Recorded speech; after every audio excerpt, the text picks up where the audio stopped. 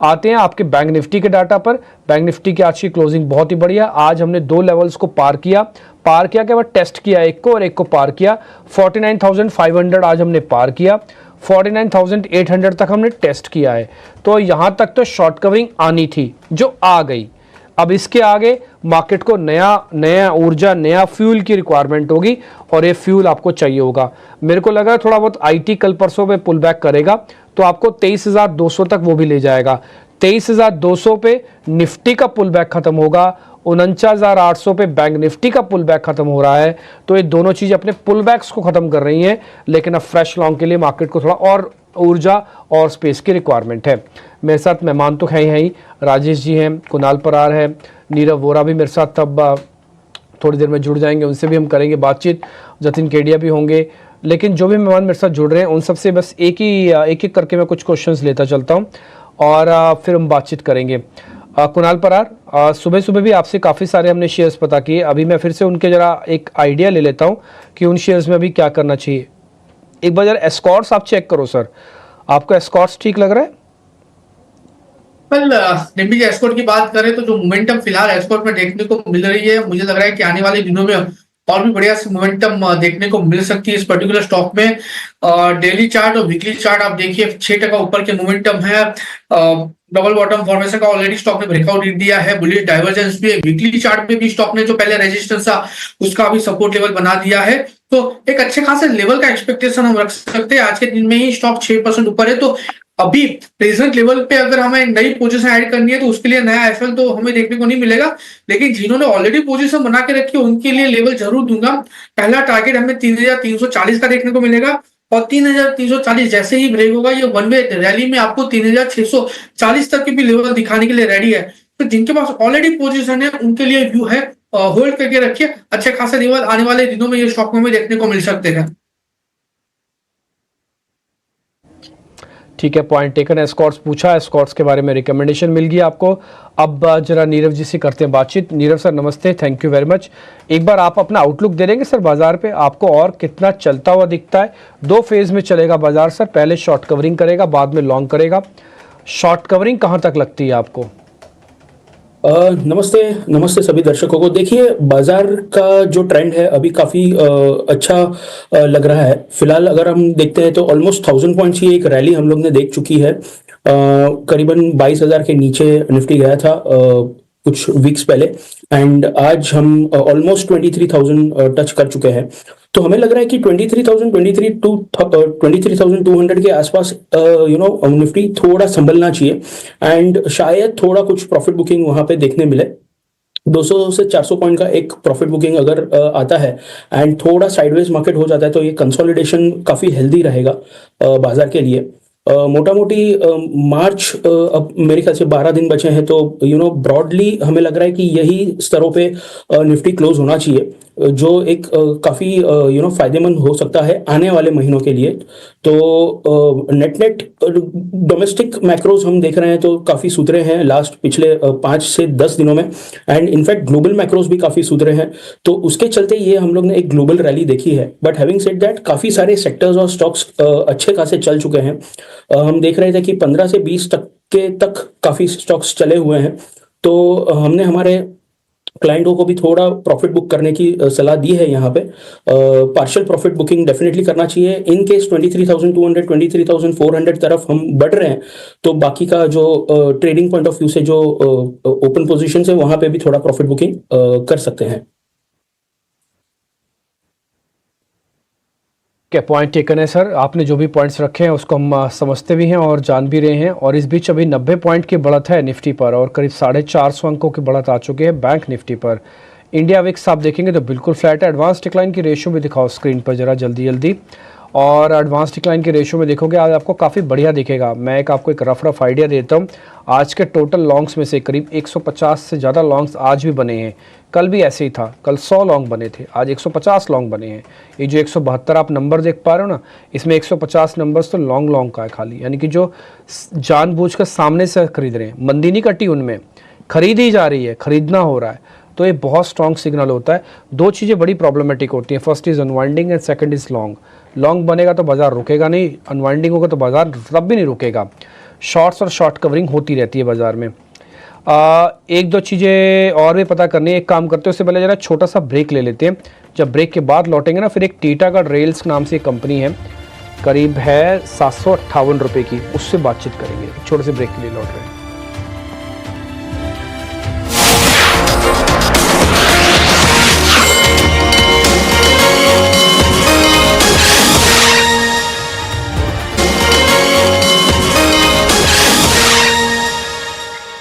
नब्बे अंकों की तेजी के साथ निफ्टी 22,930 के आसपास कारोबार करता हुआ।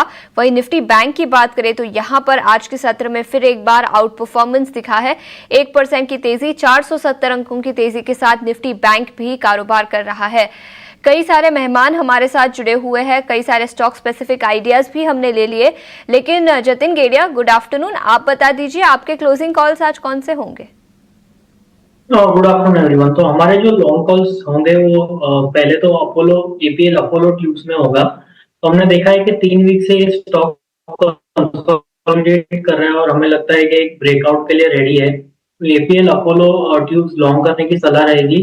स्टॉप लॉस रखना होगा 1440 का और ऊपर में टारगेट है 1625 के। जो दूसरा रिकमेंडेशन होगा वो मदरसन सुमी में होगा। तो मदरसन सुमी में एक बुलिश फ्लैग पैटर्न का ब्रेकआउट हुआ है। हमें लगता है कि आने वाले दिनों में तेजी और भी बढ़ सकती है। ये स्टॉक में लॉन्ग करने की सलाह रहेगी। 124 का स्टॉप लॉस होगा और ऊपर में टारगेट रहेंगे 137 के। ठीक है, तो संवर्धना मदरसन पर खरीदारी की राय 137 तक के लेवल्स नजर आ सकते हैं। तो ये कुछ स्टॉक स्पेसिफिक आइडियाज आते हुए, और संवर्धना मदरसन के अलावा एपीएल अपोलो पर खरीदारी की राय 1625 के टारगेट के साथ 1440 का स्टॉप लॉस बनाने की सलाह। तो ये दो stock specific ideas Jatin Gadia से आते हुए। लेकिन वायदा बाजार में कहां पर खरीदारी के मौके हैं, अगले सेगमेंट पर नजर डालते हैं ऑप्शंस के चैंपियन।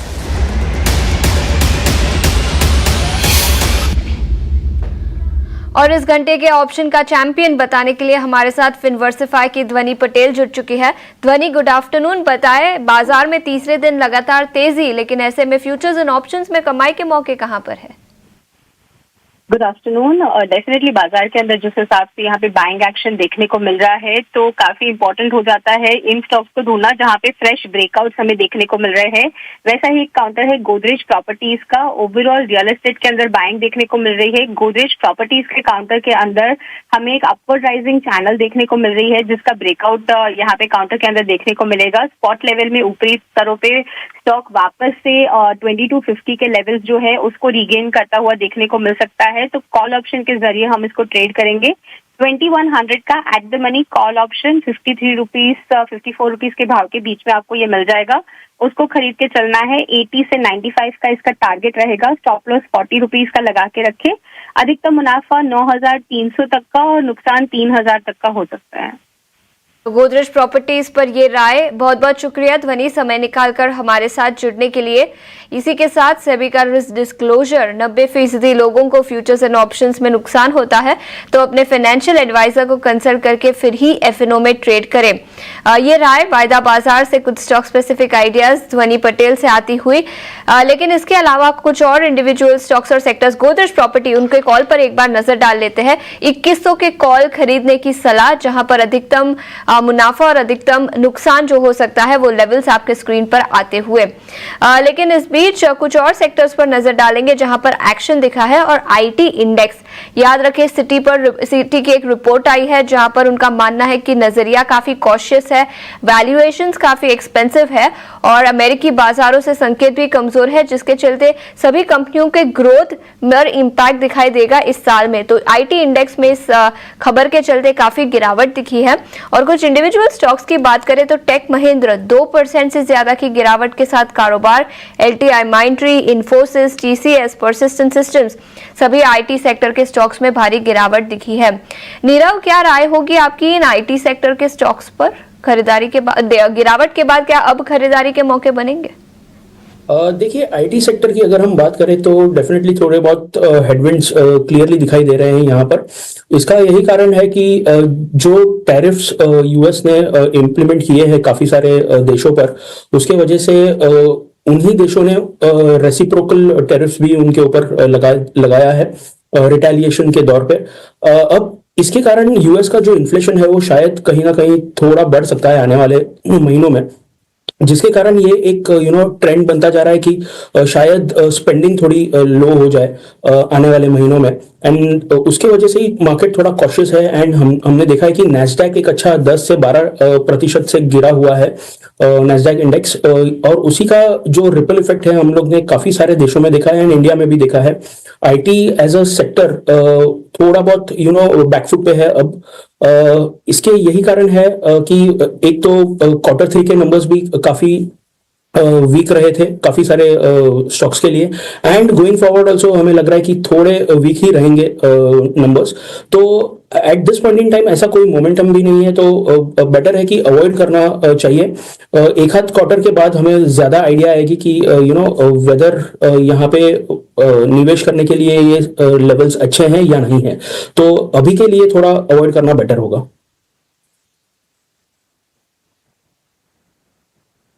थोड़ा अवॉइड कीजिए चीजें ना, एक क्वार्टर में थोड़ी साफ हो जाएंगी कि अमेरिका में इन्फ्लेशन की ट्रेजेक्टरी क्या रहती है, स्पेंडिंग के आंकड़े किस तरह से निकल के आ रहे हैं, कंपनीज का आउटलुक क्या है, ये चीजें थोड़ी सी ना क्लैरिटी आ जाएगी। तो अगर आप रुके हैं, ऊपरी स्तरों से काफी हल्के हो भी गए हैं, थोड़ा सा अभी और समय देना पड़ेगा। अभी ये माहौल ठीक नहीं है। 1% के आसपास गिरावट हम आज निफ्टी के आईटी इंडेक्स में देख रहे हैं। लेकिन एसी वाले जो शेयर है वहां पर लगातार गर्मी है।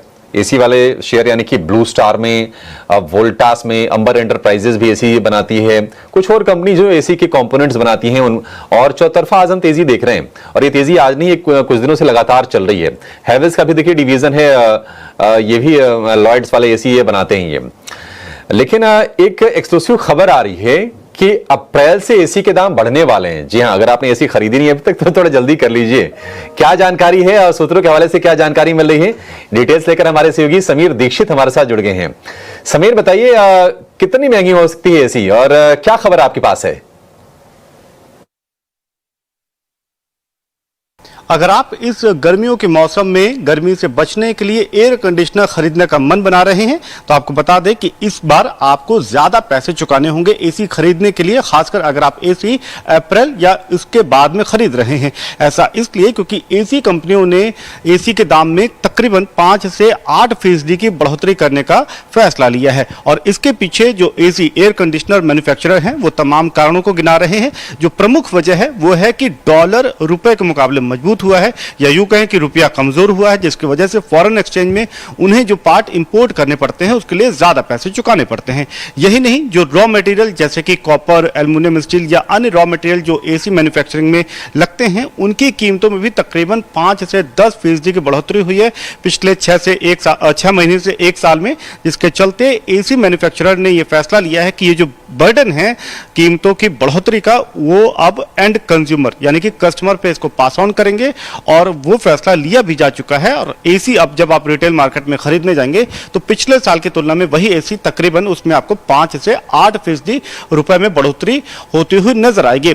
इस बार माना ही जा रहा है कि समर सीजन काफी तगड़ा रहेगा। जो पारा है वो 50 डिग्री को पार करेगा, जिसके चलते एसी की डिमांड बहुत ज्यादा बढ़ेगी। अनुमान यह लगा जा रहा है कि इस समर सीजन में तकरीबन 15 से 17 मिलियन यूनिट की बिक्री हो सकती है, जिसके लिए तमाम कंपनियां तैयार हैं। यहां पर ये बता दें कि पिछले महीने भी यानी पिछले समर सीजन में भी इसी तरीके का ह्यूज डिमांड था, लेकिन तब कंपनियां इतनी तैयार नहीं थी। लेकिन अभी से चाहे मैन्युफैक्चरिंग हो या फिर डिस्ट्रीब्यूटर, उन्होंने अपनी तैयारी कर ली है और ये जो समर सीजन रहने वाला है उसके लिए जो ह्यूज डिमांड है उसको पूरा करने के लिए वो इस वक्त तैयार नजर आ रही हैं। ठीक है, तो दाम बढ़ाने की भी तैयारी है कंपनीज की। और देखिए एक चीज और आई है जो आज एसी शेयरों की तेजी को सपोर्ट कर रही है। सरकार ने कुछ क्रिटिकल एसी और फ्रिज के कंपोनेंट्स पर जो BIS सर्टिफिकेशन होता है, ब्यूरो ऑफ इंडियन स्टैंडर्ड, अब चूंकि ऐसी खबरें आ रही है कि शायद कंप्रेसर की शॉर्टेज हो सकती है, तो सरकार ने फिलहाल के लिए एग्जेप्ट कर दिया है कि उनको BIS सर्टिफिकेशन नहीं लेना होगा कंपोनेंट को लेकर, और उसके चलते भी तेजी हो रही है। वोल्टास, ब्लू स्टार, हैवेल्स में तेजी ठीक ठाक देख रहे हैं। और अंबर एंटरप्राइजेज जो कि कॉन्ट्रैक्ट मैन्युफैक्चरिंग करती है एसी की, वहां पर भी आज के सत्र में आपको तेजी दिखेगी। कुणाल जी, वोल्टास में हमने 1000 रुपए के आसपास से लगातार तेजी देखी है। ब्लू स्टार का शेयर भी अच्छी रफ्तार दिखा रहा है। हैवेल्स थोड़ा सा लेट मूव करना शुरू किया है इन दोनों के मुकाबले। मान लीजिए कि जो थोड़ा सा अपने आप को लेफ्ट आउट फील कर रहे हो कि शायद मौका छूट गया, अभी मौका आपके हिसाब से कहां पर है ट्रेड के अच्छे? वेल मौके की बात करें तो मुझे लग रहा है कि अच्छी खासी रैली हमें हेवल्स है, वोल्टास है और ब्लू स्टार में देखने को मिली है। इवन हेवल्स आज 3% ऊपर है, वो लोअर लेवल पे देखिए तो 1400 के अराउंड का लो बना के आज 1560 के अराउंड है। इवन ब्लू स्टार में भी एक अच्छी खासी रैली हमें देखने को मिली है। ब्लू स्टार भी आने वाले दिनों में अगर ऊपरी लेवल में 2220 का लेवल ब्रेक होता है तो और भी अच्छे खासे लेवल हमें ब्लू स्टार में देखने को मिल सकते हैं। नाउ एक ही स्टॉक बचा है हेवल्स, जहां पे हमें लग रहा है कि आने वाले दिनों में और फर्दर अपसाइड को मोमेंटम देखने को मिल सकती है। सो हेवल्स यहाँ पे खरीदारी करके चलने की सलाह है। जिस हिसाब से स्टॉक यहाँ पे ट्रेड कर रहा है, मुझे लग रहा है कि आने वाले दिनों में जो स्टॉक के लेवल जो ब्रेकआउट हमें देखने को मिला उसके बेस पे यहाँ से और भी बढ़िया मोमेंटम देखने को मिल सकते हैं, जहां पे 1620 से लेकर 1700 तक के लेवल स्टॉक दिखा सकता है। सो खरीदारी करके चलने की सलाह है। 1520 के एसएल के साथ प्रेजेंट लेवल है। नाउ वोल्टास की भी बात कर ले तो वोल्टास 1500 के अराउंड ट्रेड कर रहा है। स्टॉक ने ऑलरेडी फ्रैंक फॉर्मेशन का ब्रेकआउट दे दिया है 1430 के लेवल पे और 1500 के अराउंड स्टॉक ट्रेड कर रहा है। सो यहाँ पे जिस हिसाब से स्टॉक ट्रेड कर रहा है, मैं खरीदारी करके चलने की सलाह दूंगा। एसएल की बात करेंगे तो 1450 का हम यहाँ पे एसएल मेंटेन करके चलेंगे। टारगेट की बात करते तो वोल्टास में आने वाले दिनों में जो लेवल एज अ टारगेट हमें देखने को मिल सकता है 1580 है और जिस दिन ये 1580 ब्रेक करेगा आपको 1700 तक के भी लेवल दिखाने के लिए रेडी है। सो यहाँ पे वोल्टास भी 1450 के एसएल के साथ खरीदारी करके चलने की सलाह है और ब्लू स्टार 2220 क्रॉस होता है उसके बाद ही हम यहाँ पे खरीदारी करके चलेंगे। 2220 अगर क्रॉस होगा तो ही ब्लू स्टार में खरीदारी के मौके बनेंगे। बाकी हेवल्स को लेकर भी रणनीति अपनी शेयर की है कुणाल जी ने। नीरव जी, एक और पैक हम देख रहे हैं कि एक्टिव है कल और आज दोनों सत्र में, वो है न्यू एज टेक्नोलॉजी वाली कंपनीज का। पेटीएम में तेजी हमने देखी है। पीबी फिनटेक की बात करें तो 2 दिन में करीब 16% के आसपास की तेजी हो गई है। ओला इलेक्ट्रिक हो गया, काफी पिटा हुआ शेयर है ये। ओला इलेक्ट्रिक में तेजी आ रही है। पेटीएम, जोमैटो, बीएसई, ये जोमैटो में तेजी हो रही है। बीएसई तो खैर चलिए दूसरे सेगमेंट की कंपनी हो गई। लेकिन ये बताइए कि आपको ये जोमैटो कितना कन्विक्शन दे रहा है ये, क्योंकि अभी भी अपने हाई से दूर है करीब करीब 20-25% के आसपास। क्या करना चाहिए इन शेयरों में? देखिए, ये सारे जो न्यू एज टेक्नोलॉजी वाले शेयर्स हैं, इसमें हमने काफी अच्छी पिटाई देखी थी। ऑलमोस्ट 40-50% जैसा एक अच्छा करेक्शन देख चुके हैं पिछले 3 से 4 महीनों में। But having said that, valuations भी थोड़े हायर साइड पे थे एंड अच्छी खासी एफआईआई सेलिंग भी हमने देखी थी। प्लस काफी सारे शेयर्स एफएनओ सेगमेंट में इंट्रोड्यूस हुए थे जहां पे एक शॉर्ट बिल्टअप हुआ था। But having said that, after जो करेक्शन हो चुका है उसके बाद काफी सारे स्टॉक्स काफी अट्रैक्टिव लेवल्स पे आ चुके हैं। जैसे जोमैटो की अगर हम बात करें, ऑलमोस्ट 300-305 के लेवल से गिर के ये ऑलमोस्ट 200 लेवल्स पे आ चुके हैं। बट ओवरऑल अभी का जो ये हम माहौल देख रहे हैं, थोड़ा एक शॉर्ट कवरिंग जैसा हमें लग रहा है। तो शॉर्ट टू मीडियम टर्म शायद 5 से 7% से और ये स्टॉक्स बढ़ सकते हैं। बट अगर मीडियम से लॉन्ग टर्म का व्यू है तो शायद 2 से 3 ट्रांचेस में हम सलाह देंगे कि बाय करें, बिकॉज जो आने वाले क्वार्टर्स के नंबर्स होंगे वो शायद थोड़े साइडवेज, थोड़े करेक्टिव मोड में ही होंगे। बिकॉज जोमैटो पर से की बात करूं तो मैनेजमेंट ने भी क्लियर कट कहा है कि जो ब्लिंकिट के स्टोर्स उन्हें बढ़ाने हैं, डबल करने हैं बाय दिसंबर 2025, तो थोड़ा कैपेक्स भी वहां पे लगेगा एंड बुक्स पे लॉसेस भी होंगे। तो शायद नेक्स्ट 1 या 2 क्वार्टर्स में उन्हें लॉसेस भी डिक्लेयर करने पड़े। तो एक साइडवेज मोमेंटम आफ्टर ये बाउंस हमें देखने मिल सकता है। वापस एक थोड़ा करेक्टिव मोड में भी आ सकता है स्टॉक। तो 2 से 3 ट्रांच में लॉन्ग टर्म पर्सपेक्टिव से बाय करें तो वो बेहतर होगा। नजरिया आपको लंबा रखना होगा, ट्रेड की कोशिश ना कीजिए, हो सकता है कि रिवर्स हो जाए, लेकिन अगर आप लंबा नजरिया रखते हैं तो करेक्शन ठीक ठाक शेयर ने दे दिया है, आपके लिए एक अपॉर्चुनिटी बन सकती है इन शेयरों में। निफ्टी ने लगा दी है सेंचुरी, करीब 100 अंक ऊपर है और डे हाई के आसपास ही बाजार ट्रेड कर रहा है। 22,900 के ऊपर निफ्टी टिकने में कामयाब है और निफ्टी बैंक की जो तेजी है वो है 450 अंकों की। 49,800 के आसपास आपको निफ्टी बैंक दिखेगा। माहौल बढ़िया है आईटी को और कुछ सेलेक्ट ऑटो शेयरों को छोड़ दें अगर कंजम्पशन में, तो आज बाजार का टेक्सचर ठीक लग रहा है। एक छोटे से ब्रेक लिए रुकेंगे और ब्रेक के बाद जब लौटेंगे तो आपको ये बताएंगे मार्केट एट 3 में कि आज कौन सी खबरें आई, कौन से शेयर चले और उसके बाद बीटी, एसटी, एसटी, बीटी वाले शेयरों पर भी आगे हम शो में फोकस करेंगे। आप बने रहिए हमारे साथ, फौरन हाजिर होंगे।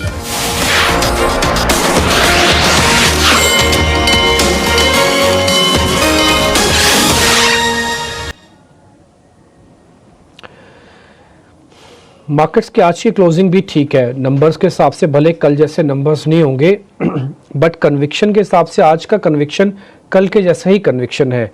कल तो नंबर्स की आपाधापी के अंदर सब कुछ तहस नहस हो रहा था, लेकिन आज कन्विक्शन अच्छा है मार्केट का, सेकेंड डे इस तरह का मूव आना। एक और चीज़, अगर आप RSI डाइवर्जेंस का इस्तेमाल करते हैं, टेक्निकल्स वाले इसको बहुत अच्छे से जानते हैं, अगर कोई आदमी RSI डाइवर्जेंस का इस्तेमाल करता है तो जो स्विंग ट्रेडर्स हैं, जो आए बाज़ार में 22,000 के लेवल पर, जो आए बाज़ार में 48,000 के लेवल पर, ये सोच के कि खोने के लिए कम है और पाने के लिए ज़्यादा है, उनको मार्केट ने एक राउंड का प्रॉफिट दे दिया है। 48,000 से आज बैंक निफ्टी खड़ी है 49,763, तो आप सोचो 1,700 पॉइंट है करीब करीब 3 दिन के अंदर। तो जो 48,000 से आपकी जर्नी है, तो एक खेप तो आप मान ही सकते हो, एक ट्रांच तो आप इसको मान ही सकते हो ना। तो स्विंग ट्रेडर्स को अलग सोचना होगा, इन्वेस्टर्स को अलग सोचना होगा। अगर आपको लग रहा है कि मेरे को तो पता नहीं है क्या करना चाहिए, तो पहले आप हमसे पूछने की बजाय या किसी गेस्ट से पूछने की बजाय पहले आप अपने आप से पूछिए कि आप कौन हैं। आप इन्वेस्टर हैं, आप एक ट्रेडर हैं, कि आप एक स्विंग ट्रेडर हैं। अगर आप ट्रेडर हैं तो फिर आप अलग हिसाब से चलेंगे, अगर आप स्विंग ट्रेडर हैं तो आपका काफ़ी हद तक काम हो रहा है, और अगर आप इन्वेस्टर हैं तो फिर आप छोड़ दीजिए, सारी चीज़ों को अलग तरीके से चलने देंगे। ठीक है, तो ये थोड़ा सा अपने आप को ना क्लैरिफाई करके रखना, ऐसा ना हो कि आया हुआ पैसा अगर वापस जाएगा तो दुख और ज़्यादा होता है, तो थोड़ा इस चीज़ का ध्यान रखिएगा। मैं डीलिंग रूम से निकला हुआ आदमी हूँ, इसलिए सारी फीलिंग्स को जानता हूँ। मैंने अपने हाथों से सौदे पंच किए हैं, क्लाइंट्स को फील किया है, पैसा लेन देन किया है, इसलिए मैं सब चीज़ें समझ सकता हूँ। नीरव वोरा, जतिन गेडिया, कुणाल परार, राजेश भोंसले, चारों मेहमान मेरे साथ बने हुए हैं, और आई होप आप चारों भी अगर सुन रहे होंगे तो ये बात आप भी फील करते होंगे कुणाल परार, कि मार्केट में आया हुआ पैसा जाना नहीं चाहिए, नहीं तो फिर दुख ज़्यादा होगा। अब आपसे जरा मेरे को 2-4 क्वेश्चंस और पता करने हैं, जरा मैं जल्दी जल्दी पता कर लेता हूँ आपसे।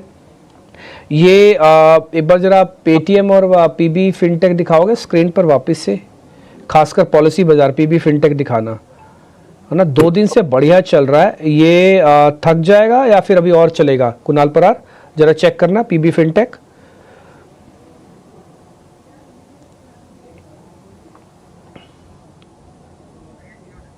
सर एक बार अनम्यूट कर लीजिए कुणाल जी, आवाज नहीं आ रही है आपकी, अनम्यूट करना होगा। पॉलिसी बाजार की बात करें डिम्पी जी, तो बहुत ही बढ़िया मोमेंटम यहाँ पे आने वाले दिनों में देखने को मिल सकती है। आप देखिए पॉलिसी बाजार का चार्ट देखिए, फिलहाल स्टॉक 1560 के लेवल पे है, 7% ऊपर है। और मैं यहाँ पे एक अपडेट देना चाहता हूँ डिम्पी जी, कल हमने पॉलिसी बाजार दिया था और 1457 के लेवल पे 1485 से लेकर 1535 के 2 टारगेट दिए थे, और आई थिंक ये स्टॉक हमने कल BTST में ही दिया था। दोनों टारगेट आज के दिन में अचीव होते हुए हमें देखने को मिल रहे हैं, और जिन्होंने BTST किया है, जिनके पास पोजीशन है, मैं कहूंगा कि होल्ड करके रख सकते हैं। यहाँ पे ऊपरी लेवल पे आपको ये 1580 जिस दिन ये क्रॉस करेगा, आपको वन वे डायरेक्शन में 1770 तक के भी लेवल ये स्टॉक दिखाने के लिए रेडी हो जाएगा। तो BTST के टारगेट तो आ चुके हैं, यहाँ पे फर्दर कैरी करके चलने की भी सलाह दूंगा 1580 के बाद 1770 के टारगेट के लिए। ओके ठीक है, डन। 1-2 शेयर और भी हैं। अच्छा, मेरे को एक और पॉइंट भी पता करना है, क्या ऐसे हो सकता है नीरव जी, ये क्वेश्चन आपसे होगा, ऐसे हो सकता है कि मार्केट्स के अंदर 1 से 2 दिन के बाद थोड़ा एक्सर्शन आ जाए, थोड़ा रुक जाए या साइडवेज हो जाए, तब आईटी एक अच्छा रोल प्ले कर सकता है? मैं पिछले 2 दिन से आईटी की इस नेगेटिविटी को ना एक पॉजिटिविटी के तौर में कन्वर्ट करना चाहता हूँ। मेरे को लग रहा है कि 2-3 दिन से आईटी ने जो पार्टिसिपेट नहीं किया, इस कंसोलिडेशन में वो पार्टिसिपेट करेगा। तो अगर मैं स्विंग ट्रेडर हूं तो मैं एक काम करता हूं, अपना ऑटो से थोड़ा सा पैसा निकाल के आईटी में डाल देता हूं। तो क्या मैं सही कर रहा हूं? मैं एक स्विंग ट्रेडर हूं सर, मेरे को रखना नहीं है, मैं तो मौके का फायदा उठाने के लिए आया हूं। जी बिल्कुल, देखिए अगर आप आईटी की बात करें तो अभी मैंने थोड़ी देर पहले ही बताया कि ओवरऑल जो माहौल है वो थोड़ा बैकफुट पे है। आईटी की बात करें, आज फेडरल पॉलिसी है इवनिंग में, यानी हमें पता चलेगा कि फेडरल बैंक यूएसए में रेट कट्स कर रही है या नहीं कर रही है। हमारा अनुमान है कि शायद ना हो, बट जो स्पीच होगी वो बहुत ही इंपॉर्टेंट रहेगी आने वाले दिनों के लिए, आने वाले महीनों के लिए। तो पूरा माहौल हमें पता चलेगा कि ये जो टैरिफ वॉर चल रहा है उसका इम्प्लीकेशन इन्फ्लेशन पे कैसा होगा, एंड इवेंचुअली स्पेंडिंग बढ़ेगी या नहीं बढ़ेगी। अब from a short term perspective जो आपका प्रश्न है कि थोड़ा सेक्टर रोटेशन हो सकता है। देखिए ये पॉसिबल है बिकॉज जब मार्केट मोमेंटम में होता है तो एक सेक्टर से दूसरे सेक्टर में पैसा अपने आप ट्रांसफर हो जाता है। But from a long term perspective या मीडियम टर्म पर्सपेक्टिव से हमें अभी फिलहाल लग रहा है कि थोड़ा सब्र रखना चाहिए। आईटी के शेयर्स शायद यहाँ से और 2 से 5% और गिर सकते हैं। फ्रंटलाइन स्टॉक्स की बात कर रहा हूँ एंड मिड कैप्स में भी ये थोड़ा साइडवेज कंसोलिडेशन हमें देखने मिल सकता है। तो मेरी सलाह यही रहेगी कि जल्दबाजी ना करनी चाहिए और थोड़ा माहौल को देख करके फिर ट्रेड को बिठाना चाहिए। ठीक है, डन। एक दो शेयर और पता करने हैं मेरे को जरा। राजेश सर आपसे जरा पता कर लेता हूँ, थोड़ा टेक्निकली है इसलिए थोड़ा एक आपसे व्यू लेना ज़रूरी है। जस्ट अ मिनट, एक बार सॉफ्टवेयर मेरा हैंग हो गया था, अब हो गया वापस, ठीक, डन। सर एक बार जरा आईटी में से अगर मैं शुरुआत करूं तो कफोर्ज के साथ कर सकता हूं। कफोर्ज 7500-7600 का शेयर है, एक बार जरा चेक करेंगे राजेश सर, राजेश भोसले जी। कफोर्ज के साथ स्टार्ट कर सकता हूं आईटी की हल्की हल्की बाइंग। देखिए डेफिनेटली कोफोर्ज जो है 200 डीएमए पे ट्रेड कर रहा है। अभी फिलहाल तो कोई स्ट्रेंथ नहीं दिखा रहा है बट कहीं ना कहीं बेस फॉर्मेशन है। यहाँ से अगर 7750 के ऊपर अगर सस्टेन करता है तो कोफोर्ज में एक पॉजिटिव मोमेंटम ट्रिगर हो सकता है जहां से स्टॉक जो है 8400 तक जा सकता है। डिम्पी जी आईटी स्पेस में जो मुझे काउंटर अच्छा लग रहा है वो है विप्रो अगर आप देखें तो वीकली चार्ट में 100 मूविंग एवरेज है, वहां से आज रिवर्स हो रहा है एंड आईटी स्पेस में विप्रो काफी अच्छा पॉजिटिव ट्रैक्शन और कंपैरेटिवली आउट परफॉर्मेंस दिखा रहा है। तो विप्रो में एक पॉजिटिव मोमेंटम आ सकता है टुवर्ड्स 275-280 तक एंड नीचे में जो सपोर्ट बन रहा है वो होगा अराउंड 260 के आसपास। ठीक है, पॉइंट टेकन है सर। विप्रो आपकी तरफ से आपने दे दिया, कफोर्ज मैंने पूछा तो आपने विप्रो पे उसको कन्वर्ट करके स्वैप करके एक साफ सुथरा शेयर दिया है, इसके लिए थैंक यू आपका। और बकायदा डेज हाई पे बंद भी हो रहा है, 1.25% ऊपर है ये और एक बढ़िया शेयर है, थोड़ा स्लो मूवर है, बस इसकी एक ही प्रॉब्लम है, अदरवाइज वैसे कोई दिक्कत नहीं है। जतिन भाई नमस्ते, थैंक यू वेरी मच आज समय देने के लिए। टीटागढ़ का मैं बातचीत करना चाह रहा था आपसे। 700-750 का शेयर है सर, रेलवे का काउंटर है, F&O में आया है, ये शायद उसका दूसरा महीना चल रहा है F&O में एंटर होने के बाद का। 12% का आज OI एडिशन भी है, एक बार जरा आप इसको चेक करेंगे। शेयर ठीक है ये टीटागढ़ वैगन रेल? जी बिल्कुल, हमें लगता है कि आज के ट्रेडिंग सेशन में अपने 20 डे एवरेज के ऊपर भी जाके क्लोज करेगा, तो वो एक एडिशनल बुलिश साइन है। और साथ ही साथ में जो फ्यूचर्स में एडिशन एंड ओपन इंटरेस्ट है वो भी कहीं ना कहीं बुलिश सेंटिमेंट के तौर पे ही नजर आ रहा है। तो हमें लगता है कि जो अपमूव है वो अराउंड 820-825 तक कंटिन्यू रह सकता है। स्ट्रेंथ है, डेफिनेटली लॉन्ग करके चला जा सकता है टीटागढ़ रेल पर। और टीटागढ़ रेल के अलावा ही कई सारे और रेलवे रिलेटेड स्टॉक्स आज फोकस में है। एक और इंटरनेशनल रेल टेल जैसे कई सारे स्टॉक्स जहां पर एक्शन दिखा है। लेकिन 3 बज चुके हैं, मार्केट्स एट 3 हमारे खास सेगमेंट का समय हो चुका है और अब हमारे साथ आनंद शुक्ला जुड़ चुके हैं। आनंद बताएं, मार्केट्स एट 3 सेगमेंट में आज कौन से स्टॉक्स फोकस में है खबरों के दम पर? जी हाँ, शुरुआत करते हैं एनबीसीसी से, जहां कंपनी ने नोएडा में 1046 रेजिडेंशियल यूनिट्स की बिक्री की है और वो ये जो बिक्री हुई है वो ई ऑक्शन के जरिए हुई है, जिसके चलते शेयर में करीब 5% की तेज़ी देखने को मिल रही है। इसके अलावा स्ट्राइड्स फार्मा की बात करें तो कंपनी की सब्सिडियरी आको लैब के डीमर्जर को मंजूरी मिल गई है बोर्ड की, जिसके चलते शेयर में करीब 1% से ज़्यादा की तेज़ी देखने को मिल रही है। टाटा मोटर्स भी आज फोकस में है, जहाँ पर बोर्ड से एनसीडीज के जरिए 2000 करोड़ जुटाने की मंजूरी मिली है और शेयर आज थोड़ा सा हल्के निशान में कारोबार करता हुआ दिख रहा है। अल्ट्राटेक सीमेंट की बात करें तो अल्ट्राटेक सीमेंट ने छत्तीसगढ़ और उत्तराखंड प्लांट में 1.2 MPTA जो अपना उत्पादन क्षमता है उसे बढ़ाया है और साथ साथ ये भी बताया है कि कंपनी की जो ग्लोबल क्षमता है वो 184.26 MTPA पहुंच गई है, जिसके चलते शेयर में अच्छी खासी तेज़ी देखने को मिल रही है। अंत में बात करें स्टील शेयर आज फोकस में है और खबर यह है कि स्टील इंपोर्ट पर 12% सेफगार्ड ड्यूटी की सिफारिश की गई है और ये जो सिफारिश है वो DGTR ने 200 दिन के लिए की है, जिसके चलते सेल और टाटा स्टील जैसी कंपनियों में तेज़ी देखने को मिल रही है। तो ये थे वो शेयर जिनमें खबरों के दम पर एक्शन देखने को मिल रहा है। सारे स्टॉक्स जहां पर एक्शन दिखाई दे रहा है। शुक्रिया आनंद पूरी डिटेल्स के साथ हमारे साथ जुड़ने के लिए। तो स्टील स्टॉक्स में काफी एक्शन, इनफैक्ट उसके अलावा कुछ और गेनर्स की बात करें तो श्रीराम फाइनेंस यहां पर भी 4% से ज्यादा की तेजी। निफ्टी 50 के टॉप गेनर्स में श्रीराम फाइनेंस शामिल, और इसके अलावा HDFC लाइफ में भी 3.5% की तेजी दिखी है। जतिन, क्या राय होगी आपकी इन दोनों ही निफ्टी 50 के टॉप गेनर्स पर, श्रीराम फाइनेंस और HDFC लाइफ? देखिए, श्रीराम फाइनेंस में आई थिंक कल के ट्रेडिंग सेशन में एक ब्रेकआउट आया था बुलिश फ्लैग का, और आज के ट्रेडिंग सेशन में एक फॉलो थ्रू अप मूव हमें देखने मिल रहा है। करंट लेवल्स पे अगर जो किसी को लॉन्ग करना है तो थोड़ा अवॉइड की सलाह रहेगी, क्योंकि कंसिडरिंग कि ऑलरेडी 4 to 5% अप है, तो मैं एक डिप के लिए राह देखूंगा। 650 का एक डिप आता है तो वहां पे लॉन्ग करने की सलाह रहेगी, लेकिन करंटली अवॉइड की सलाह रहेगी। जिनके पास है वो थोड़ा प्रॉफिट बुकिंग भी कर सकते हैं। ठीक है। श्रीराम फाइनेंस, दरअसल श्रीराम फाइनेंस में खबर कल आई थी कि S&P ने रेटिंग अपग्रेड की है, और रेटिंग अपग्रेड के अलावा ये भी खबर आई थी कि कंपनी का जो गोल्ड लोन वाला जो पोर्टफोलियो उसके विस्तार की भी कंपनी योजना बना रही है, और कई सारे ब्रांचेज में अपनी सुविधा देगी। और अगर हम फाइनेंस स्पेस की बात करें तो श्रीराम फाइनेंस ने बाकी जो फाइनेंस कंपनीज हैं उनको काफी बड़े मार्जिन से आउट परफॉर्म किया है। पिछले महीने भर में अगर आप देखेंगे तो श्रीराम फाइनेंस में करीब 20% के आसपास की तेजी हो चुकी है। एक और दिग्गज से अगर आप तुलना करेंगे अगर बजाज फाइनेंस से, तो बजाज फाइनेंस में रफली 5 से 6% के आसपास की तेजी पिछले महीने भर में हुई है। हालांकि अभी आप बजाज फाइनेंस के शेयर को देखेंगे तो रिकॉर्ड पे लगातार नए रिकॉर्ड ये शेयर बना रहा है। कुछ और शेयरों पर जरा राय लेते हैं। पावर स्पेस में चूंकि बज है और कुछ शेयर्स भी हमारे एक्सपर्ट्स ने बताए हैं।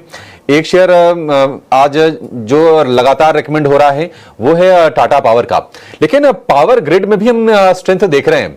280 रुपए के आसपास के प्राइसेस है पावर ग्रिड के। एक बार राजेश जी आप बताइए, पावर ग्रिड को लेकर आपका व्यू क्या है?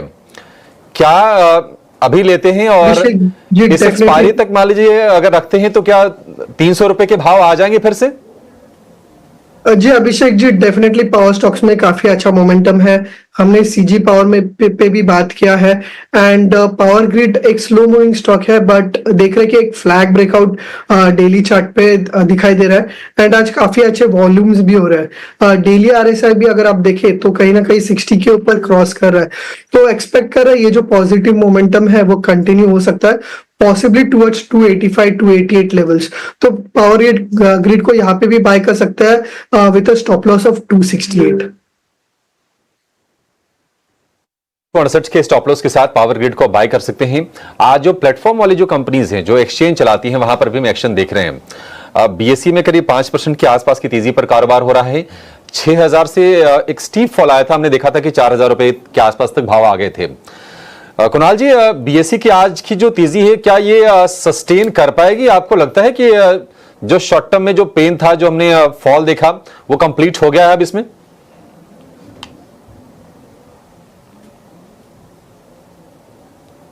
कुणाल जी अनम्यूट कीजिए। कुणाल जी बार बार आप म्यूट कर रहे हैं, अनम्यूट करके रखिए आप। BSE बहुत बढ़िया मोमेंटम BSE में देखने को मिल रही है। आप देखिए जिस हिसाब से स्टॉक ट्रेड कर रहा है, आने वाले दिनों में और भी बढ़िया से मोमेंटम BSE में यहां से देखने को मिल सकती है। लोअर लेवल पे एक अच्छा खासा सपोर्ट लिया था स्टॉक ने 3700 के बाद, और जो कैंडल फॉर्मेशन हुआ था उसका फॉलोअप मोमेंटम फिलहाल हमें यहाँ पे देखने को मिल रहा है। ऊपरी लेवल की बात करें तो ये स्टॉक यहां से हमें 4560, और जिस दिन ये स्टॉक 4560 ब्रेक करेगा वन वे रैली में हमें ये 5040 तक के भी लेवल दिखाने के लिए रेडी है। तो जिनके पास ऑलरेडी पोजीशन है उनके लिए व्यू है, नई पोजीशन बनाने के लिए व्यू नहीं है, क्योंकि रिस्क जो नई पोजीशन के उतना फेवरेबल नहीं है। सो जिनके पास ऑलरेडी है उनके लिए व्यू है, होल्ड करके चलिए 4560, और उसके बाद हमें 5040 तक के वन वे लेवल ये स्टॉक दिखा सकता है। 560 और 5040 ये दो लेवल आप BSE के लिए ध्यान में रखिए।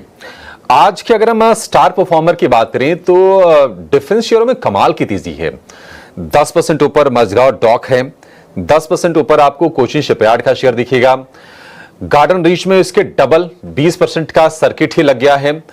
अमेजिंग ये रफ्तार है। मिधारी में आप देखिए 8% के आसपास के मूव से शिपिंग कॉर्पोरेशन का शेयर चल रहा है। चौतरफा रौनक है।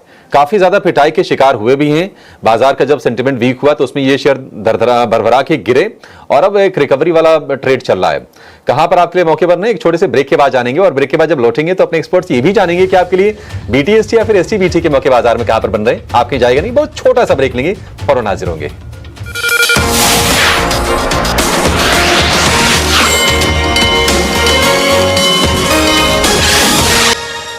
ब्रेक के बाद स्वागत है आपका। 70 अंकों की तेजी के साथ निफ्टी 22,900 के आसपास कारोबार करता हुआ, वहीं निफ्टी बैंक में भी 370 अंकों की शानदार तेजी आज के सत्र में दिखी है। तीसरे दिन लगातार भारतीय बाजार हरे निशान में कारोबार करते हुए, लेकिन अब 15 मिनट बचे हैं दिन को खत्म होने में। ऐसे में बीटीएसटी और एसटीबीटी ट्रेड्स सबसे पहले ले लेते हैं हमारे मेहमानों से। राजेश, आप बताएं आज आपके बीटीएसटी और एसटीबीटी कौन से ट्रेड्स होंगे? देखिए, डीएलएफ और गोदरेज प्रॉपर्टीज पे हमने ऑलरेडी डिस्कशन किया है। एक और रियलिटी स्पेस से जो अच्छा लग रहा है वो है ओबेरॉय रियलिटी। एक बेस बना था स्टॉक में एंड 20 डीएमए के ऊपर आज अच्छे से क्लोजिंग दे रहा है, तो ओबेरॉय रियलिटी को बाय कर सकते हैं। 1615 के आसपास ट्रेड कर रहा है। 1575 के स्टॉप लॉस से बाय कर सकते हैं। टारगेट होगा 1700 का। डीएलएफ पर चर्चा की थी, लेकिन उसके अलावा ओबेरॉय रियल्टी पर भी राय आती हुई। टेक्निकल नजरिया आपके लिए रियल एस्टेट सेक्टर पर और कुछ क्लोजिंग ट्रेड्स भी। कुणाल, आपके ट्रेड्स कौन से होंगे आज? बीटीएसटी की बात करने जाए तो दो स्टॉक है जहां पर बीटीएसटी करके चल सकते हैं। एंड पहला जो स्टॉक है जो बीटीएसटी में सबसे अच्छा लग रहा है वो है इरकॉन। 156 के अराउंड स्टॉक ट्रेड कर रहा है। 150 के एसएल के साथ खरीदारी करके चलने की सलाह है। 161 का पहला टारगेट है और जैसे वो ब्रेक होता है 168 का दूसरा टारगेट भी देखने को मिल सकता है। और दूसरा जो स्टॉक है एंजल वन है, बहुत ही बढ़िया लेवल पे स्टॉक ट्रेड कर रहा है, ब्रेकआउट दिया हुआ है, खरीदारी करके चलने की सलाह है। 2160 का एसएल हम यहाँ पे मेंटेन करके चलेंगे। टारगेट की बात कर रहे थे 2265 का पहला टारगेट है, 2265 एंड वो जैसे ही ब्रेक होता है आपको 2340 तक के भी अल्टीमेट टारगेट देखने को मिल सकते हैं। तो एंजल वन यहाँ पे खरीदारी करके चलने की सलाह रहेगी। पर खरीदारी करने की सलाह यहाँ पर कुणाल हमें दे रहे हैं। जतिन, आपके बीटीएसटी एसटीबीटी कौन से ट्रेड्स होंगे? साइड की तरफ जाना चाहेंगे और हमारा जो ट्रेड होगा वो पावर ग्रिड में होगा। पावर ग्रिड में हमने देखा है कि 5 दिनों का एक कंसोलिडेशन जो है वो आज के ट्रेडिंग सेशन में अपसाइड की तरफ ब्रेकआउट आया है। हमें लगता है कि ये ब्रेकआउट एक वॉल्यूम के साथ आया है, तो आने वाले दिनों में ये अपमूव कंटिन्यू रह सकता है। 274 के स्टॉप लॉस के साथ लॉन्ग करने की सलाह रहेगी और ऊपर में टारगेट रहेंगे 285 के। ठीक है, तो ये नजरिया 285 तक के लेवल्स पावर ग्रिड में नजर आ सकते हैं और इन एनी केस आज पावर रिलेटेड कई स्टॉक्स में एक्शन दिखा है। तो कुछ बीटीएसटी और एसटीबीटी ट्रेड्स हमने आपके सामने रखे, लेकिन आगे बढ़ते हैं सोने। यहाँ पर सोना फिर एक बार रिकॉर्ड ऊंचाई पर कारोबार करता हुआ, काफी अच्छा एक्शन यहाँ पर पिछले कुछ दिनों में दिखा है। ग्लोबल मार्केट्स में ही नहीं, डोमेस्टिक मार्केट में भी सोना रिकॉर्ड ऊंचाई पर। और सोने में निवेश की क्या है अहमियत, क्यों सोना हर दौर में पसंद किया जाता है, इस पर एक बेहतरीन और इंटरेस्टिंग डेटा के साथ हमारे सहयोगी विश्व मोहन अब हमारे साथ जुड़ चुके हैं। विश्व मोहन, बताएं क्या रिसर्च की है आपने? देखिए, हालांकि ये रिसर्च सोशल मीडिया पे भी पोस्टेड है, लेकिन उसके अलावा मैं कुछ डेटा आपको बताना चाहूँगा कि इसकी चर्चा क्यों हुई है। क्योंकि गोल्ड लगातार नया हाई बनाता जा रहा है। घरेलू बाजार में देखें तो पहली बार आज 89,000 रुपए के पार निकल गया, यानी 10 ग्राम सोने का भाव आज 89,000 रुपए और 1 किलो सोने का भाव 89 लाख रुपए हो गया है। तो हमने कंपेयर किया कि 1990 के दशक से जानते हैं कि कितनी वैल्यू थी 1 किलो सोने की, तो करीब 3 से 3.25 लाख रुपए के आसपास 1 केजी सोने का दाम था। और उस दौरान आप 1.25 से 2 लाख में एक मारुति 800 घर पे ला सकते थे। तो ये अहमियत है गोल्ड की। 1990 का मैं भाव बता रहा हूं। इसके बाद आगे चलते हैं साल 2000, यहां पर 1 किलो सोने का दाम था 5 लाख के आसपास। औसत भाव हमने लिया है पूरे साल का, और इस कीमत में आप उस समय मारुति स्ट्रीम खरीद सकते थे। अब आगे चलते हैं 2000 के बाद 2010 की बात करते हैं और 2005 की। 2005 में 1 किलो सोने के भाव में आप इनोवा खरीद सकते थे, टोयोटा इनोवा, जिसकी कीमत उस समय 7 लाख से 10 लाख के आसपास हुआ करती थी। टॉप मॉडल 10 लाख तक जाते थे और 7 लाख से शुरुआती कीमत थी और 7.5 लाख उस दौरान गोल्ड की भी कीमत थी। 2010 में 1 किलो सोने का भाव 19 लाख था और इस भाव में आप फॉर्च्यूनर खरीद सकते थे। 20 लाख रुपए के आसपास फॉर्च्यूनर की कीमत 2010 में हुआ करती थी। अब चलते हैं 2019, कोविड से ठीक पहले वाला साल, जहां पर 1 किलो सोने का भाव 36 लाख औसतन भाव था वो 2019 में। उस दौरान BMW की X1 सीरीज की कार भी खरीद सकते थे, जिसकी कीमत 38 लाख से शुरुआत उस दौरान हुआ करती थी। तो ये अहमियत है। और साल 2025 जहां पर 89 लाख रुपए का सोना हो चुका है, यहां पर इस 89 लाख रुपए में आप BMW के 4 मॉडल तो खरीद ही सकते हैं। ऑडी की भी 4 ऐसी सीरीज की कारें हैं जो इस भाव में आपको आ सकते हैं, जिनकी कीमत 75 से 95 लाख के आसपास है। तो ये अहमियत है। अब आपको तय करना है कि आपको उस दौर में या इस दौर में कार खरीदना था या कार खरीदना है, या आगे कार खरीदेंगे या सोने का हार खरीदेंगे, ये आपको तय करना है। और यही वजह है कि इतनी अहमियत सोने की दी जाती है, इसकी चमक हमेशा क्यों बरकरार रहती है। तेजी मंदी तो हर सिक्योरिटीज में आते हैं, लेकिन इसकी तेजी हमेशा बरकरार रही है। साल 2040 को लेकर हमने अनुमान लगाया कि भाव क्या होगा। हम यहाँ पे स्पेकुलेशन नहीं करना चाह रहे थे कि भाव क्या पहुंचेगा, लेकिन एक्सपर्ट्स को यही लगता है कि इतनी वैल्यू जरूर हो जाएगी सोने की कि उस भाव में आप एक प्राइवेट जेट भी खुद के लिए खरीद सकते हैं। प्राइवेट जेट खरीद लेंगे, ये तो बहुत बड़ी इंपॉर्टेंट बात आप बता रहे हैं विश्वमोहन। चलिए, फिर भी आपकी काफ़ी रोचक रिसर्च थी, काफ़ी अच्छे से आपने प्रेजेंट भी किया और बताया भी कि कैसे कैसे जर्नी हुई है, और उसके अंदर जो गाड़ियों का मेल आपने डाला वो भी काफ़ी इंटरेस्टिंग था। राजेश जी, आप भी मानते हैं, देखते हो आप गोल्ड के चार्ट? हम तो खैर देख नहीं पाते, आप देखते हो गोल्ड के चार्ट? देखिए, कमोडिटीज को तो ट्रैक नहीं करते, बट डेफिनेटली काफी इंटरेस्टिंग ऑब्जर्वेशन बताया है एंड डेफिनेटली देखना पड़ेगा यहाँ से। ठीक है, डन। लेकिन विश्वमोहन, ये वैसे जेट कब तक आ जाएगा, इसका कुछ अनुमान है? इस कौन से साल तक बता रहे थे, एक बार जरा वापस विश्वमोहन को जोड़ना, कौन से साल तक है सर जेट? देखिए, हमने एक पोल किया था कि सोने का भाव अगर 10 साल के हिसाब से करें, तो कई सारे ब्रोकरेज हाउसेस को पूछा था, तो उनको लग रहा है कि 10 साल में सोने का भाव 2 से 3 लाख तक के टारगेट दे रहे हैं। हालांकि यानी 2 से 3 करोड़ रुपए आपको 10 साल में ही हो जाएंगे 1 किलो सोने का भाव। अब देखते हैं क्या होता है। मार्केट में कभी भी जल्दबाजी होती है, कोई भी सिक्योरिटी आप जानते हैं जब तेज रहता है तो आकर्षित ज़्यादा करती है, लेकिन सोने में स्टेबिलिटी ज़्यादा होती है। सिर्फ सोने के पूरे हिस्ट्री में 3 बार ही ऐसा मौका आया है जहाँ पे बड़ी गिरावट सोने में दिखी है। अदरवाइज बाकी सिक्योरिटीज़ में तो हर 4-5 साल में उस तरह की गिरावट आप देख लेते हैं। अब मेरे को सिर्फ ये बताइएगा कि लास्ट वाला ग्राफिक्स वापस से रखिएगा, जेट की कीमत कम होने जा रही है या फिर गोल्ड की कीमत बढ़ने जा रही है? देखिए, गोल्ड की कीमत ही बढ़ेगी, जेट की कीमत तो बहुत ज्यादा उसको अंदाजा लगाना मुश्किल है कि क्या होगी, लेकिन गोल्ड की कीमत तो डेफिनेटली यहां से आगे बढ़ने ही वाली है। डन। क्या 65 अंकों की बढ़त के साथ इस समय निफ्टी आपको दिख ही रहा है। ऑलमोस्ट हमने सारी चीज़ें पूछनी थी वो पूछ ली सारी, और बैंक निफ्टी भी इस समय करीब 368 पॉइंट है। 10 मिनट रह गए सिर्फ मार्केट के क्लोज होने में। आज की क्लोजिंग के हिसाब से वैसे तो बाजार ठीक बंद हो रहा है, लेकिन बस मेरे को यही है कि 2 दिन से थोड़ा शूट अप हुआ है। मैं आपको लेटेस्ट PCR बता देता हूँ, पुट कॉल रेशियो, जिससे आपको थोड़ा और आइडिया लग जाएगा। बैंक निफ्टी का इस समय पुट कॉल रेशियो है 1.22 और निफ्टी का है, just a minute, yes, Nifty का पुट कॉल रेशियो 1.20। तो आज बाजार जो चला है ना, वो इससे हीट नहीं हुआ, तो हो सकता है कल भी मार्केट थोड़ा चले, क्योंकि आज मेरे को लग रहा था कि थोड़ा शूट ना हो जाए PCR और, बट हुआ नहीं है। इट्स ए गुड साइन कि बाजार मंदे मंदे चलेगा, और मेरे को लग रहा है कल भी ऐसा ही होगा, बाजार हल्का मंदा मंदा चलेगा बट चलेगा। एडवांस डिक्लाइन की रेशियो है, ये आपकी स्क्रीन पर है। चलिए, लास्ट में चलते चलते कुछ BTST STBT वगैरह के कोई सौदे अगर पड़े हैं तो फटाफट से वो पूछते हुए चलते हैं। जतिन भाई, कोई शेयर आपने नोटिस किया? जी, हमने ऑलरेडी एक शेयर किया है, पावर ग्रिड। तो आई थिंक पावर ग्रिड अगर जो लॉन्ग करने की सलाह रहेगी, तो हमें लगता है कि पावर ग्रिड में एक 5 दिनों का कंसोलिडेशन का ब्रेकआउट आया है, तो आने वाले दिनों में मोमेंटम कंटिन्यू रह सकता है। तो पावर ग्रिड लॉन्ग करके चला जा सकता है।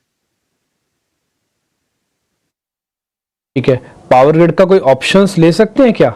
ऑप्शंस अलाउ करोगे कि खाली फ्यूचर या कैश में रखे माल?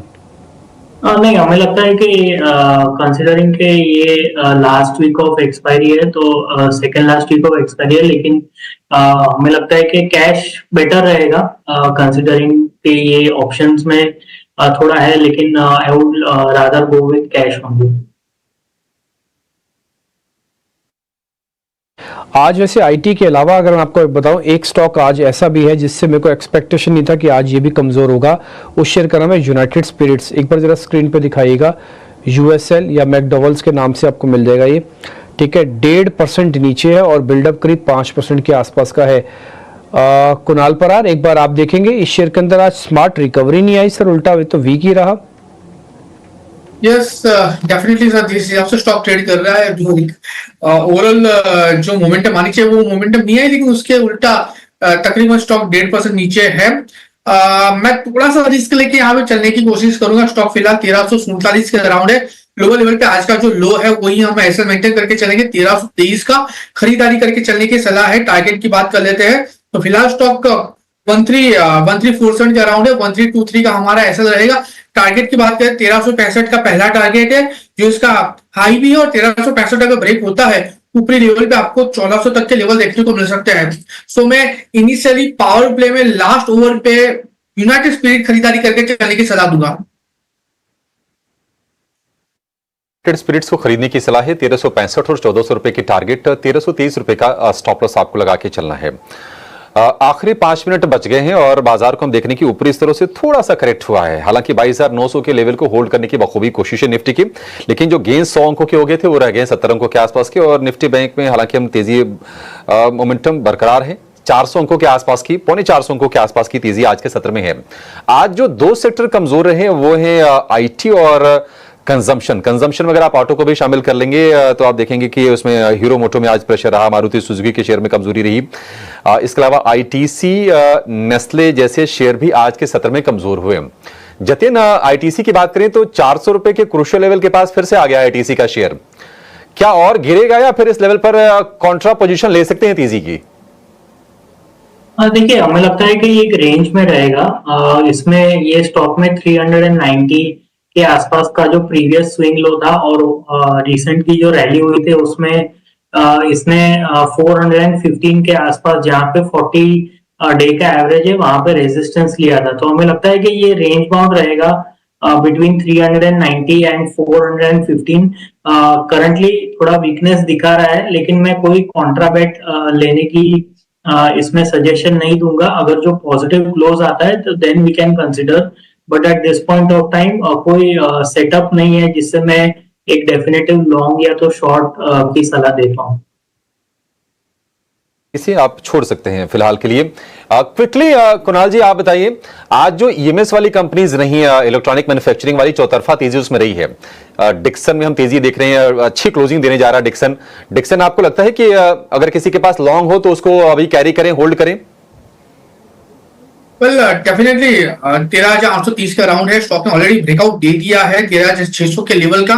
मैं कहूंगा जो लॉन्ग है उसको होल्ड करके चलने की सलाह है। ऊपरी लेवल पे 14,700 और अगर वो ब्रेक होता है तो 15,100 तक के लेवल ये स्टॉक दिखा सकता है। सो डेफिनेटली होल्ड करके चलने की सलाह रहेगी। तो आज मार्केट की हम क्लोजिंग करके जा रहे हैं। 2 दिन हो गए, इनफैक्ट तीसरा दिन है मैं बोलूंगा कि जब बाजार के पास बढ़िया मोमेंटो है, बढ़िया ट्रेड हुए और डेज हाई के आसपास ही जाके बंद कर रहा है। ये अच्छा साइन होता है कि डेज हाई के आसपास जाके बंद होना। बट थोड़ा ओवरहीटेड था, तो मैंने जब पीसीआर चेक किया तो मेरे को लगा नहीं कि आज मार्केट की जो तेजी बनी है उसने थोड़ा और हीटनेस दी है। तो मेरे को कल जैसे ही बाजार लग रहा है, तो मेरे को ऐसा लगता है कि बाजार थोड़ा शनै शनै और चलेगा। जल्दबाजी में भी प्रॉफिट बुक करने के मूड में बिल्कुल भी नहीं है, और लग रहा है तो साइडवेज रहेगा, तो थोड़ी बहुत और तेजी भी मार्केट्स में कल हो सकता है आ जाए आपके लिए। आज जो दिन बेहतर था, जिनके लिए जो ट्रेड अच्छे बंद हुए हैं, पहले मैं जरा उनके नाम आपको दिखाता हूं, जरा आप देखते भी जाइएगा, स्क्रीन पर आपके आते जाएंगे। आज मैक्स हेल्थ के लिए दिन बहुत बढ़िया था। आज हुडको का दिन अच्छा था, लोधा का दिन ठीक था, प्रेस्टीज का दिन ठीक था। कुल मिला के रियल एस्टेट के जितने भी काउंटर्स हैं उनके लिए आज दिन ठीक निकला। आज ठीक निकला प्लेटफॉर्म वाली कंपनीज के लिए। BSC, मोतीलाल ओसवाल, CDSL, ये कुछ एक कंपनीज भी आज ठीक बंद हुई हैं। आज थोड़ी बहुत शॉर्ट कवरिंग आई आइडिया के अंदर भी। आज सरकारी बैंकों का दिन भी ठीक था, बैंक ऑफ इंडिया उसमें से एक है। इसके अलावा पावर से जुड़ी हुई कंपनीज भी आज ठीक थी, पॉलीकैब उसमें से एक बनी, और साथ ही साथ CESC ने भी आज अच्छा मूवमेंट दिखाया। हुडको, NBCC दोनों आज बढ़िया से चली हैं।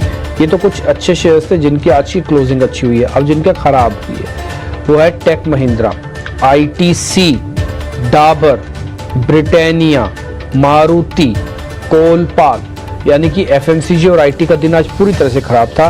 और IT ने हालांकि ज़्यादा डैमेज सेकंड हाफ में नहीं किया, बट फर्स्ट हाफ का जो डैमेज था उसकी भरपाई नहीं कर पाया। मेरे को लग रहा है कि शायद 1 से 2 दिन बाद ये भी प्ले करेगा। बहुत देर तक चलते हुए बाजार के अंदर आप IT को बहुत दिनों तक दूर नहीं रख पाओगे। अब आ जाते हैं कुछ ऐसे शेयर्स पे जो कि आज मिड कैप कैटेगरी के अंदर आते हैं, लेकिन उनमें आज क्लोजिंग अच्छी मिली हो। एक बार वो आपको मैं चेक कराता हूँ। आप चेक करना, मझगांव डॉक क्या बढ़िया बंद हुआ है, JP पावर बहुत अच्छा बंद हुआ है, ठीक है। आज इंडिगो की भी क्लोजिंग ठीक है, इनफैक्ट ये तो साल के हाई पे भी क्लोज हुआ है। कोरोमंडल इंटरनेशनल ये भी ठीक बंद हुआ है आज। आज दिन का दिन खराब निकला वो था अवंती फीड्स और मैस्टैक और जी एंटरटेनमेंट चलते चलते ये भी करीब 2% नीचे जाके बंद हो रहा है। कुल मिला के आज की क्लोजिंग वैसे खराब नहीं है, सब कुछ चंगा सी टाइप क्लोज हो रहा है। देखते हैं कल क्या होता है। कल अगर गैप नहीं भी मिला है ना मार्केट के अंदर, तब भी ज़्यादा चिंता मत करना, क्योंकि बाजार अभी थोड़ा लग रहा है स्ट्रॉन्ग हैंड्स में। आज शाम को FIs का नंबर एक बार और बढ़ के आना चाहिए। 24 से अगर 26 भी हो जाता है ना, तो फिर और चिंता करने की बात नहीं है, फिर कोई दिक्कत ही नहीं है। फिर आप निश्चिंत रहना इस चीज़ से। अगर थोड़ा FIs का नंबर पूरी तरह से बढ़ता नहीं है ना, तो एक बार थोड़ा सा फिर वापस सोचेंगे क्या करना है, क्योंकि 3 दिन से मार्केट चलने के बाद टिपिकली एक पुल बैक के ट्रेड खत्म हो रहे हैं। नई एनर्जी, नई ऊर्जा की रिक्वायरमेंट रहती है। जतिन भाई बहुत शुक्रिया, थैंक यू वेरी मच समय देने के लिए। कुणाल परार आपका भी शुक्रिया, राजेश भोसले आपका भी शुक्रिया आज कार्यक्रम में जुड़ने के लिए। आप तीनों मेहमानों का बहुत बहुत शुक्रिया, थैंक यू वेरी मच कार्यक्रम का हिस्सा बनने के लिए। फिलहाल इस कार्यक्रम से भी इतना ही। मेरे को रवि